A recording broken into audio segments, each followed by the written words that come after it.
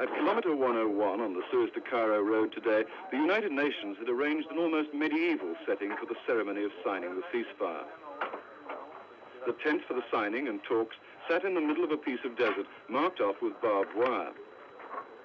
On one side of the wire was the Israeli tent, and beyond it the Egyptian tent, each containing their collection of generals like champions of old. The Israeli flag was flying bravely.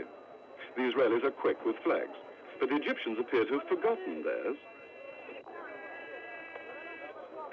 So down the road from Cairo came a truck bearing an enormous flag, which Egyptian soldiers then attempted to erect. The UN decided the occasion would be better without any flags at all and ordered them both to be taken down. The atmosphere was completely without tension. Israeli soldiers treated the day like a holiday and climbed on banks of parked NAFI wagons to get a better view. Promptly at 3 minutes, the Israelis, led by General Aharon Yariv, strode from their tent, and the general's men clapped and cheered him on his way.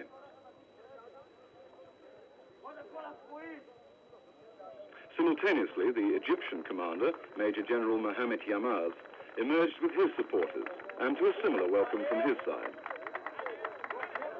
Each of the 3 copies of the agreement, which was in English, was signed by the Israeli and the Egyptian.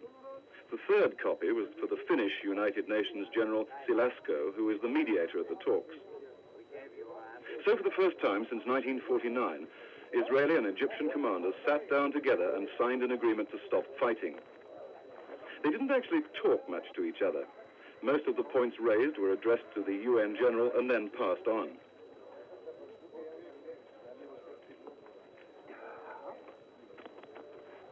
In a small tent in the middle of the desert, this seems a bit weird, but at least it's a start. The agreement was signed almost as soon as the meeting began. Then the 2 sides discussed problems of implementation.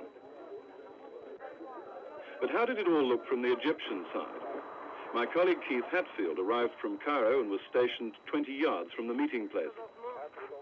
Egyptian troops set about putting up their tent. Then the UN soldiers began to put up the tent for the talks. It's of some interest that Hatfield and company didn't have a barbed wire barrier, just a line of military police to hold them at bay. The first meeting lasted just over an hour.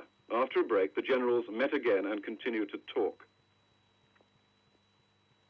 It's astonishing that the 2 sides could have got this far. A couple of weeks ago, that was unthinkable. But now the serious talking will have to begin. And the next phase of the plan calls for disengagement. Now that sounds simple enough on paper, but what it requires is to reverse the positions of 2 huge armies across the 2 banks of the Suez Canal.